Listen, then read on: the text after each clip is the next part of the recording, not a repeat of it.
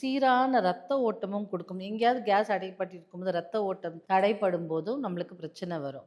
அப்ப சீரான ரத்த ஓட்டம் கொடுக்கும். சீரான ரத்த ஓட்டம் இருந்தாலே நம்மளுக்கு நெறைய ப்ராப்ளம் சால்வ் ஆகும் இல்லையா? எங்கெல்லாம் வலி இருக்கோ அங்கெல்லாம் ரத்த ஓட்டம் போகும். ஸோ இந்த வாயு முத்ராவை நீங்க இதுக்கான நேரம், காலம் எல்லாம் கிடையாது. ஒரு நாளைக்கு நீங்க ஒரு 10 நிமிஷம் கேப் விட்டு கூட பண்ணலாம். அதுக்குன்னு நீங்க தனியா ஒரு ஆசனமோ அதுலலாம் இன்னும் அமர வேண்டாம். நீங்க ஒரு சேர்ல உட்காந்துட்டாலும் சரிதான், ஒரு சோஃபால உட்காந்துட்டாலும் சரிதான், இல்ல யார்கிட்டயாவது கதை பேசிட்டு உட்காந்துட்டு இருந்தாலும் சரிதான். இப்படி பிடிச்சிட்டு நீங்க பாட்டுன்னு உட்காந்துட்டே இருங்க.